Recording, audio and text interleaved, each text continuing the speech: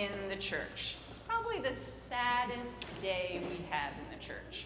And I'm going to tell you a little bit about why it's such a sad day. And it's a kind of a sad story and maybe a little bit of a scary story. So if you want to sit close with someone that makes you feel safe, that's probably a good thing to do. But I also want to tell you that the story has a happy ending. And that's important to keep in mind, and it's important to remember too. So a long time ago, Jesus lived. And he was such a good person. And he gathered people around him and he told them stories about how he wanted them to live and how God wanted us to live. He told them to love each other, and he healed people, and he told them stories, and he did amazing things and said wonderful things, and people started to follow him. And he did this for a few years. And then people started to worry about Jesus, and they got angry with him for doing good things. And that's kind of hard to understand. They were a little scared by Jesus and all the good things he was doing and all the people who were following him. And so some people decided that they had to get rid of Jesus. And so one night, Jesus was together with all of his friends, his disciples, his closest best friends, and they shared a dinner together. And at the end of the dinner, Jesus took bread out and gave them each a piece of it, and he gave them wine that he blessed, and he gave it to them to drink. And Jesus said, every time you're together with me, every time you're together, you do this, and remember me. And the disciples weren't sure what that meant because he was right there with them, and they thought they would have lots of time with Jesus, and they weren't sure what was going on. And he said, just do this. And then he and his friends left the dinner, and they went out to the garden, and Jesus was praying in the garden because Jesus knew what was going to happen. And while he was there praying, soldiers came, and they arrested Jesus. They took Jesus away.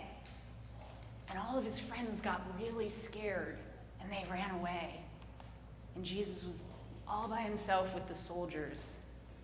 And the soldiers were mean to him. And they spat on him, and they made fun of him.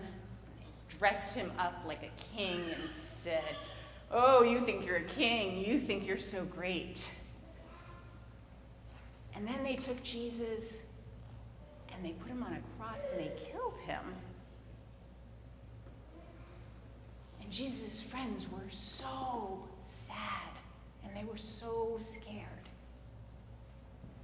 And that's the day that we remember today. Now, we call this day Good Friday. And kids and adults ask me all the time, "Miss Tami, why do we call this Good Friday? It's the worst day for the church. Jesus died, his friends were sad. We in the church, we take everything away. Do you see how empty it looks up here to remind us of this day? Why do we call it Good Friday?" You know, I tried to research this, and people aren't exactly sure. But I'm going to tell you my idea of why we call it Good Friday. Remember I told you that this story has a happy ending, right? Have you ever watched a movie and it makes the movie look like the bad guys are going to win? And there's a point in the movie when you're sad or you're scared because you think the bad guy is going to be, it's going to happen, you know, that's going to happen. But you kind of know in the back of your head that good's going to win. And the good guys are going to win. That's kind of how I think of Good Friday. We're remembering this really bad day. But we know that what happens, and I'm going to tell you what happens if you don't know. What happens 3 days later is Jesus' friends come to look for Jesus' body. And it's not there. It's not where they left it, in the tomb, in the cave. And you know why? Because Jesus came back to life. Jesus came back. And that's what we're going to celebrate in 2 days on Easter, on Sunday. And so I think of Good Friday. I think we use good because it reminds me on this very, very sad day that good wins. Love wins. So that's why I remember it as Good Friday.